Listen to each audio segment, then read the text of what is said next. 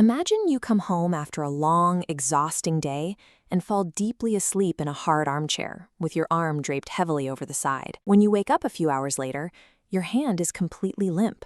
You try to lift your fingers or move your wrist, but nothing happens. It just hangs there, heavy and unresponsive, even though you haven't actually injured the hand itself. The reason your fingers won't move is that the problem is miles away from your hand. Your body functions like an electrical grid, and you've managed to pinch a major power cable much higher up, right in your shoulder. Hidden deep beneath your collarbone, between your neck and your shoulder, is the central hub for your arm's wiring. This is the brachial plexus, the junction where the power from your spinal cord is sorted and sent out to every muscle in your arm. By learning how this hub is organized, you can look at a paralyzed hand and trace the signal back to the exact spot where the line was blocked, even if that spot is hidden deep inside the neck. To understand how that works, we have to map the wiring. We'll trace this network step by step, from the spine to the fingertips, through 5 organized stages. To keep the order straight, we use the name of a famous country singer.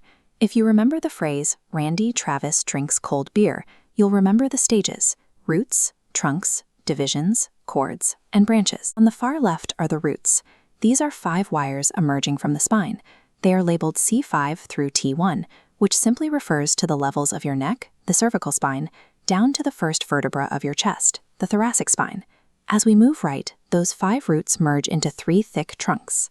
Then, to navigate the narrow gap over your ribs, each trunk splits into a front and back division, creating a tight braided pattern that protects the wires as you move. Once past the ribs, those divisions regroup into 3 main cords.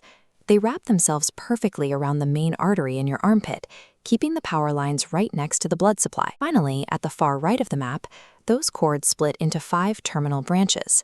These are the long, continuous wires that run all the way down to the muscles in your hand. This complex braid acts as a safety net. Because the wires merge and split, single muscle usually receives power from multiple spinal roots.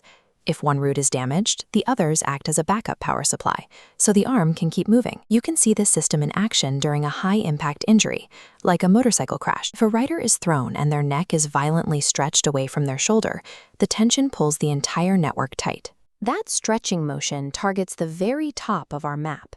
It snaps the upper trunk, the critical point where the C5 and C6 roots merge. Without those top wires to carry the signal, the brain can no longer communicate with the muscles that lift the shoulder or bend the elbow. Because those specific muscles stay slack, the arm takes on a posture called the waiter's tip. The arm hangs straight at the side, rotated inward, with the palm facing backward, as if waiting for a surreptitious tip. Because the map is so consistent, seeing this exact arm position reveals the location of the damage instantly. The top trunk is broken without needing to see the internal injury. This brings us back to the person who fell asleep in the armchair. By resting the armpit over the hard back of a chair, they applied steady pressure where the cords transition into the final branches. Our map shows that this specific pressure point cinches the radial nerve. This is the dedicated wire that carries the signal to the muscles that pull your hand upward. When the chair blocks that signal, the muscles in the forearm simply stop receiving instructions. The hand cannot lift itself, resulting in the wrist drop we saw at the start.